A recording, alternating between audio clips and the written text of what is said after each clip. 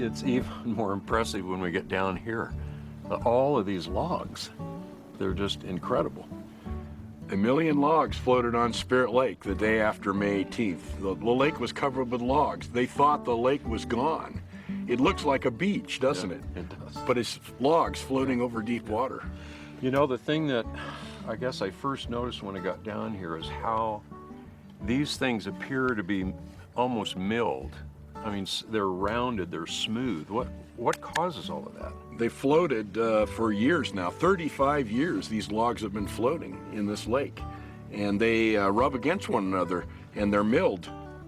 Obviously, the big observation to make here is the bark is gone after 35 years. Why don't we see, I mean, all this bark has been stripped off and these logs have been milled. Why don't we see all of that residue floating? It's obviously waterlogged and soaked. In 1979, I defended my PhD dissertation on the floating mat model for the origin of coal at Penn State University. What I was interested in was how a coal bed in Kentucky formed. And as I studied the coal bed, it became evident to me that it did not grow in place in a swamp, but that the coal bed formed from logs rubbing and making bark falling to the bottom and accumulating sheets of tree bark underneath a floating log bed.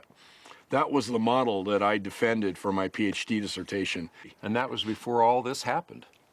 10 months before Mount St. Helens exploded, I defended my PhD dissertation on the floating log mat model for the origin of a coal bed in Kentucky. And then all of a sudden we had one here. And right here in my favorite volcano at Mount St. Helens in Washington State, we have a floating log mat for study. Now it became a concrete reality, so I had to go diving and I had to go explore this log mat in this unusual environment. So are you telling me you've been down to the bottom of Spirit Lake? I'm trained scientific diver, and I've done the dives to the bottom of the lake, up to 100 feet. And what did you find there? I'm looking at the bottom of the lake to see what the sediment is like that's accumulated there since 1980. Well, yeah, as you might imagine, it's abundant sheets of tree bark.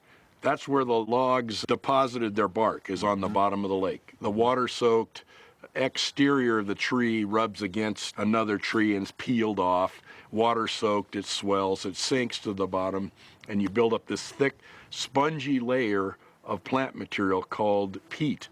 But it's formed underneath the floating log mat. Was it a thin layer or a thick layer? How thick was it? Yeah, the organic material that accumulated under the floating log mat was up to 3 feet in thickness and over a wide area of the lake. There was not an area of the lake that didn't have a large quantity of plant material. And the primary plant material is sheets of tree bark. And it reminds me of the coal beds that I was studying in Pennsylvania and in the eastern United States and Kentucky, where abundant sheets of tree bark are found in the coal bed itself. So the plant material that accumulated in the bottom of this lake is very much in the texture and composition like the coal beds in the eastern United States. So what you're seeing here, does it look like we have the precursor to a coal bed right here?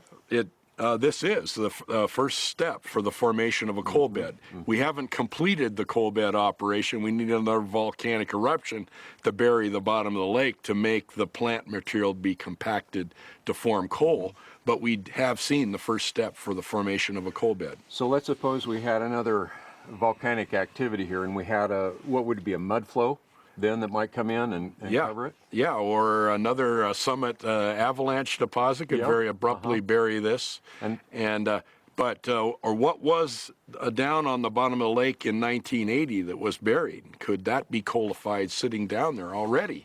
So do you think that process can produce coal in that short of a time? I think it can.